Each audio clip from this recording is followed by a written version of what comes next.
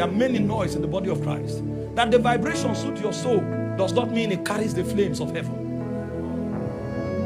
He said the fire on the altar must not be put out. But how do you keep the fire? The priest must put wood on it every morning. And so light, truth, revelations of Jesus must be deep in our souls. Go check all the hymns you sing. They are all gospel from beginning to end. This is what has preserved the flames for many generations.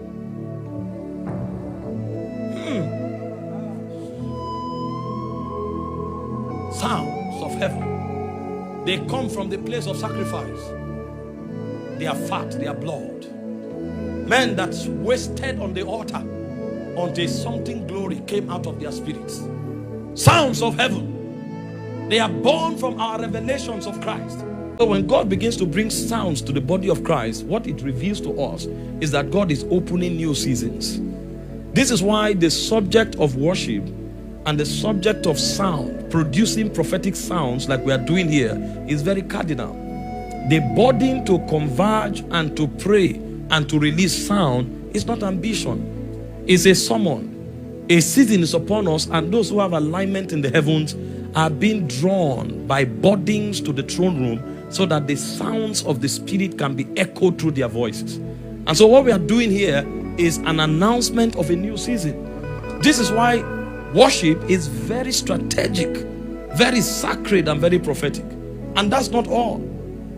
We also come to understand that when sounds are released, spiritual things are transported.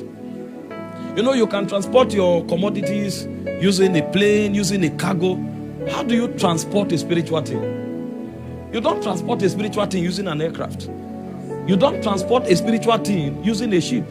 You don't transport a spiritual thing using a vehicle, a car. The only way to transport spiritual things is either through revelation, which is light, or through sound. And so when God is releasing sound, it means there is a mobilization in the spirit realm. On the day of Pentecost, they heard a sound, the Holy Ghost showed up. What happened? That sound was a vehicle that brought the majesty, the king, the monarch into the earth realm. And that's why Paul was teaching in Ephesians 5:18. He said, when you want to be filled with the Holy Ghost, there's a technology. He says, speak to yourself in psalms, in hymns, and in melody. Because when sounds are released, spirits are mobilized. When sounds are released, spirits are transported. God is doing something on the face of the earth that will require higher dimensions of spirit life. God is doing something on the face of the earth that will require new angels, new functionaries to come to earth from heaven. The only way we can bring them down is to raise incense. When those sounds go up, transport happens. Angelic functionaries, Holy Ghost dimensions are transported into the earth realm. The Bible said in 1 Thessalonians 4:16, he said the Son of Man shall descend with a shout and with the voice of the archangel. So even Jesus can't return to the earth without sound. The only way Jesus will return is with a shout. So when we are worshiping here and you are hearing different sounds, it's not you being gifted. No, sir.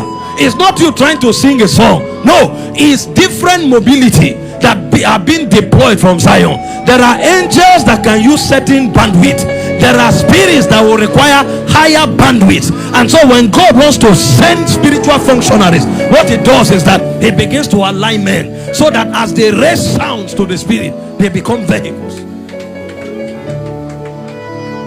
The spirituality of what we are doing here is not in the number of people that are present. It's in the quality of sound that can be released.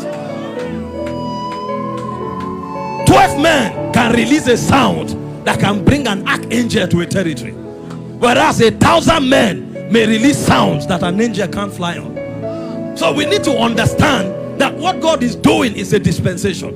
We need to understand that what God is doing is a mobilization of the forces that will help us advance kingdom. Sounds are a mystery, and that's not all. Sound is also an instrument of war. The Bible told us in 2 Chronicles chapter 20 that 3 kingdoms rose up against a king called Jehoshaphat, the king of Judah. There was no military strategy that would work. And what did God tell them? The Lord told them to get singers. This one is not weapons of war. Arrows will fail you, bows will fail you, get psalmists who can pipe into Zion, because I'm about to set a trap to the enemy. What happened? The Bible said in verse 20 to 22, as they began to sing, nothing happened until they sang. As they began to sing, it said the Lord set ambushment, and suddenly the enemies began to fight themselves. So apart from mobilizing spirits, is a weapon that confuses Satan. It's a weapon that confuses the camp of the enemy. When we sing here, we must have understanding. It's not about voice, it's a weapon. See, some of you can release something stronger than an atomic bomb.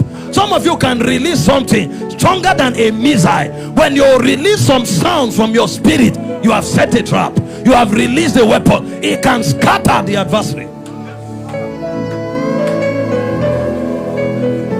So when you study sound in scriptures, you will discover that in the Bible is three categories of people who sang. The first category of people that sang in scripture are the angels in the throne room. They sit on thrones. Sound is not for servants. Worship is not for slaves. Worship is for kings, because it's an instrument of war. And so when John went to heaven, where the civilization of worship began from, he didn't find any ordinary entity standing there.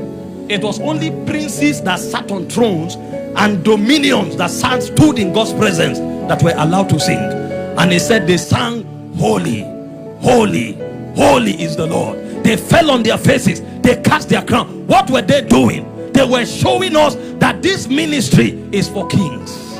And so when a man begins to worship on earth, he has entered his throne. He has entered his dimension. There is something about worship that activates the dominion of God in your inside. Number two, the category of men who worshipped in the Bible were priests. When the priest lifted the trumpet and began to sing, the Bible said the glory of God descended into the temple. It's not for gifted people, sir. What we are doing here is for kings. It's for priests. And the third category of people that sang were prophets. The Bible spoke in 1 Samuel 10. When David left Samuel, he came to the band of prophets. Because it's about piping Zion, sir. It's about downloading essence. It's about bringing heaven to earth. It's not an instrument that only a gift can provoke. It's an instrument that an office is required to administer. Prophets, priests, and kings. These were the people who sang in scripture. Because the mystery of what we are doing here is superior to an energy that only comes to make you feel happy. We are legislating. We are litigating. And when God calls it pure fire, it means he has defined the department of your own ministration. Because when priests minister, they are in categories. There are priests that offer gifts. So when they bring the grain offering, when they bring all of this offering, they present it, they offer gifts. These are non-bloody elements. But before the priests that offer gift ministers, there is a category of priests that ministers before those ones. Those are the ones that offer fire before the Lord. If you can't offer fire, gift will be useless. If you can't bring fire before the Lord, gift will be foolishness, because you can't download Zion. This is why God is raising new functionaries. We have many gifted people on the scene, but kingdom can't advance by gift. You can't create ambushment through gift. No, you can't transport spirits through gift. You need something superior. The altars of heaven must align with earth. And so before gifts are offered, the fire is kindled. When you study the priesthood, the only priesthood that survived is the priesthood that offers the right fire. You know, Aaron had 4 sons: Nathan, Nadab, Abihu, Eleazar, and Itamar. Nadab and Abihu offered a strange fire before the Lord, because fire is not shouting, sir. It's an energy of the spirit. Fire is not drama. It's not acting. What we are doing here, spirits are involved. If you act, there can be consequences. So Nadab and Abihu were slain because they didn't release what God was releasing. They were piping something from their flesh. God is not looking for what your flesh can produce. He's looking for what will come from your spirit.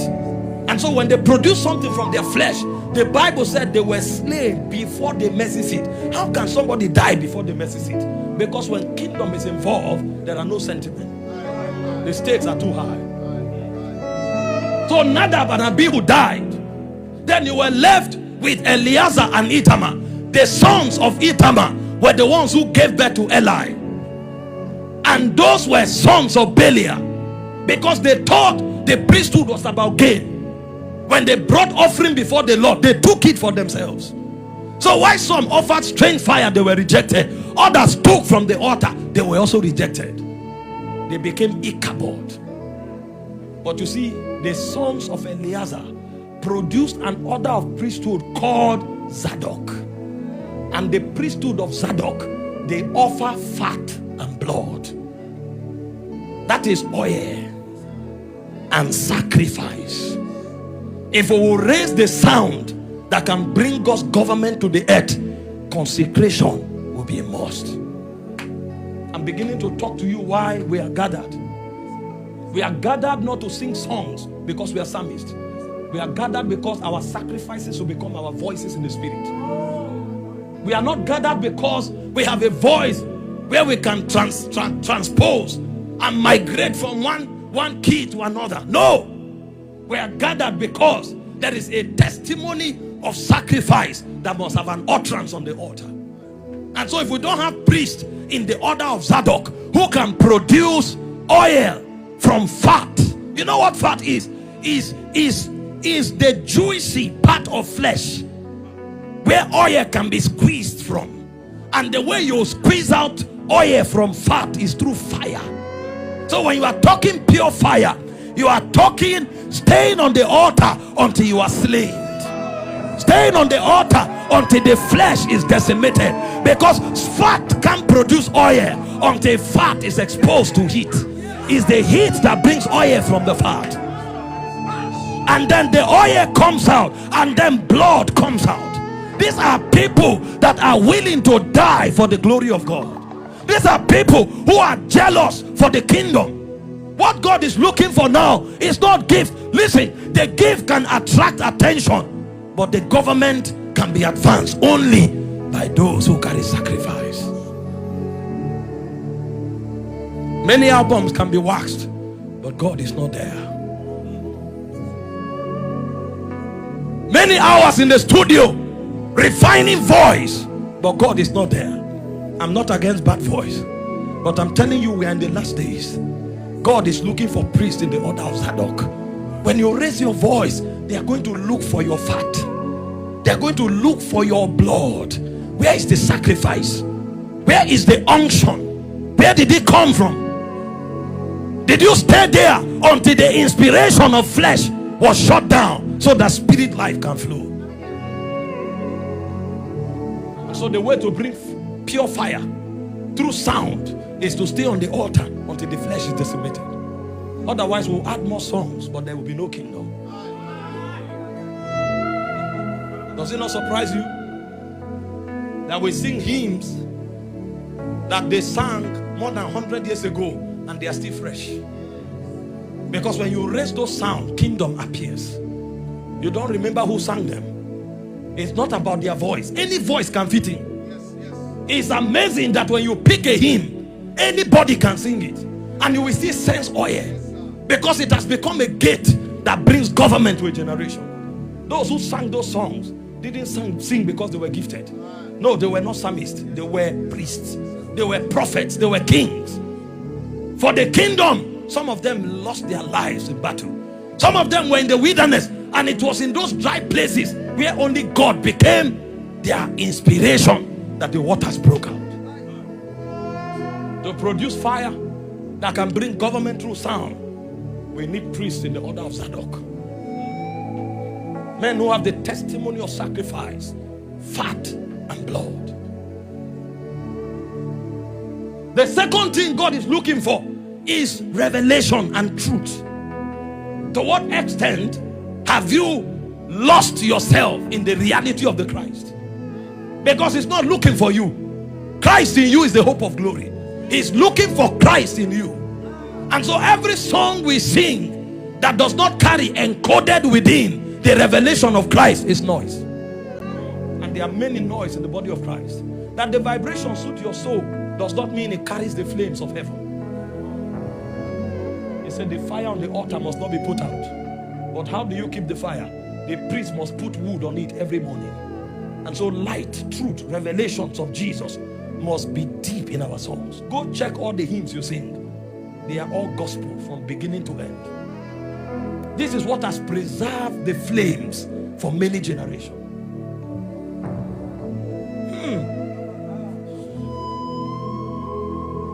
Sounds of heaven. They come from the place of sacrifice. They are fat, they are blood. Men that wasted on the altar until something glory came out of their spirits. Sounds of heaven. They are born from our revelations of Christ. Because worship is actually a disposition of the heart. That is from your revelation and acknowledgement of God. If you don't know him, you can't worship. The elders never sang. The four beasts never sang until they looked at the throne. It's what comes from the throne that they crystallize as sounds. So it's our revelation that should produce our sound. It's our revelation that should produce our worship. And so anybody who wants to be part of the army of warring singers must become one who is sing to the Holy Ghost until revelations can come. That's why worship was something only prophets could do, because they were the ones who picks the revelations from heaven. That was why worship was a business of priests. They were the ones who saw the Shekinah. If you don't see him, you can't have a sound. Don't run waxing albums. Find truth. When you find light, it will break out of sound.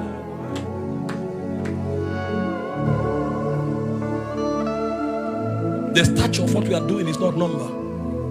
A day will come when the number will increase. We will move it to a stadium for sure. But it's not the stadium or the studio that gives it rank. It's the texture of the sacrifice. It's the depth of the revelation. The day we go to a stadium, we must not forget what gave us rank. A generation is rising.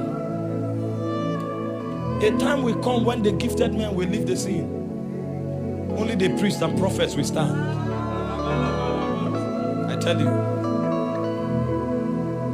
I'm happy that you started after many days of fasting and prayer. Because this is about the outpouring. It's not about the popularity. It's about the outpouring. And so when we sing, we must understand that our sound must come from the hearts of broken men. Men that have married the altar until oil and blood has come out. We must understand that it will be the sound of men to whom God has revealed himself. Because our songs must echo the revelations of Christ so that salvation can be brought to a generation. And finally, what makes our fire pure? What gives ranking to our worship is the depth of our reverence of God. Men that fear him, men that tremble at his presence, those are the people who can carry his glory to the nations. God is raising a new movement. God is raising a new sound. There is a gift. There are capacities of grace. But there is a depth on the altar from which these waters have broken forth. What I see about this movement is one that will bring the glory of God to the nations. What is going on here, it will not be a movement of singers. It will be a movement of priests and warriors. You will see that when sons and daughters rise from here, the focus will not be about voicing, but the voice will be there. The voice will be developed, but the focus will be about the mileage we cover in prayer. And this is the blueprint God has given us here. We must never forget it. Those who cannot cover the mileage of the Spirit cannot stand on the stage because they will bring strange fire. They will bring strange fire. And if they don't bring strange fire, they will become sons of Belial. We need a new order of priesthood to produce a different kind of sound.